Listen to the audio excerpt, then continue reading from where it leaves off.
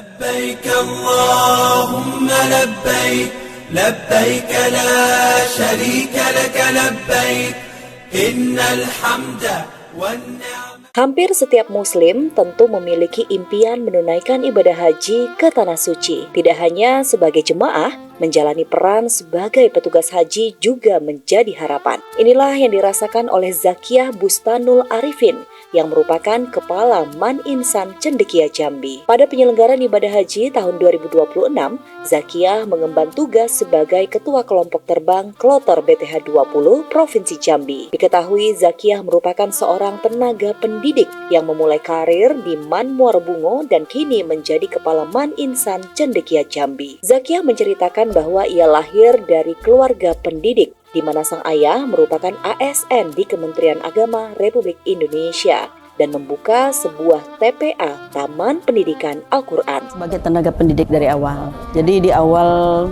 masa kerja saya itu di Man 1 Muara Bungo. Kemudian saya lebih kurang 10 tahun di sana.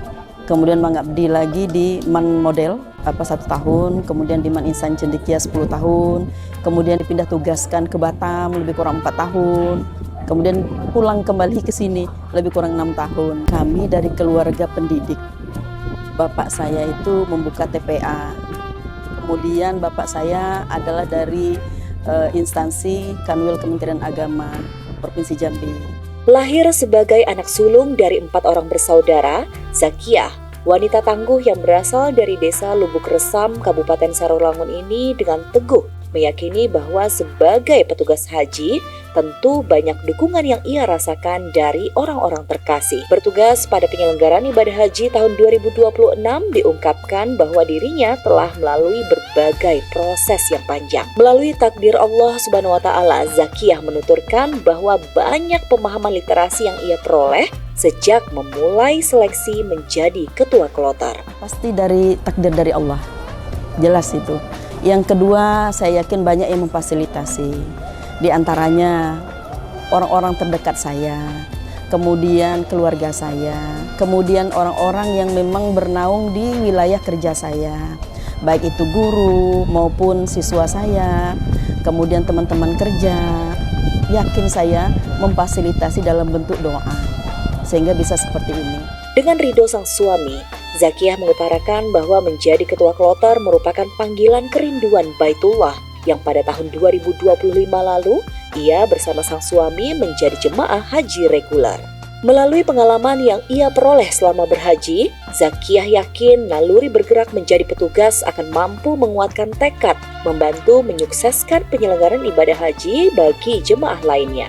Alhamdulillah suami saya mengizinkan dan alhamdulillah saya ikut administrasi, kemudian CAT pertama, CAT kedua, wawancara, dan alhamdulillah ada SK-nya.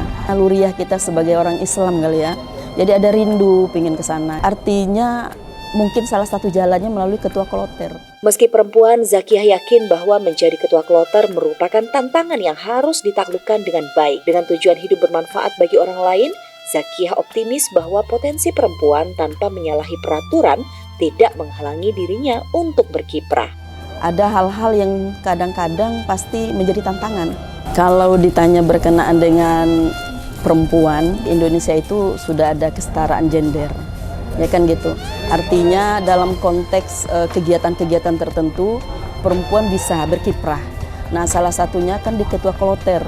Di ketua kloter itu tidak ada syaratnya harus laki-laki, artinya ada potensi di situ. Melalui latar belakang tenaga pendidik dan pengalaman berhajinya, Zakiyah meyakini hal tersebut menjadi salah satu bekal kekuatan sebagai ketua kloter. Hal terpenting yang ia rasakan saat ini adalah kenyamanan atas keikhlasan dari pihak keluarga yang turut mengantarkan dirinya menjadi ketua kloter. Tulus ikhlas keluarga untuk melepas kita untuk berangkat gitu kan.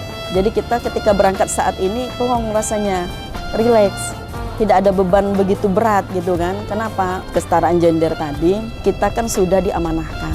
Harus semampu kita melaksanakan amanah tersebut. Untuk bertugas menjadi ketua kloter, Zakiyah mengungkapkan bahwa dirinya berstrategi dengan konteks pendekatan kolaboratif dan humanis, di mana dalam memecahkan suatu permasalahan, dirinya bersama petugas lainnya akan mengoptimalkan pada solusi terbaik. Saya sederhana saja, Pertama dengan konteks pendekatan kolaboratif.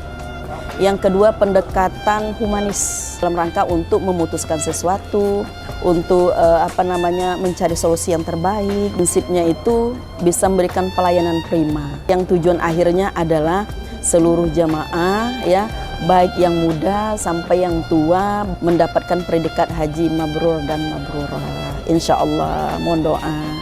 Sebagai salah satu pejuang emansipasi pada pelayanan haji tahun 2026, Zakiyah berharap kepada seluruh perempuan untuk berani berbuat baik. Dalam hal ini, Zakiyah memotivasi para perempuan untuk keluar dari zona nyaman dan mampu hidup bermanfaat bagi orang lain. Perempuan dimanapun berada, bahwa ketika kita mau berbuat, yang penting niat pertama itu ada.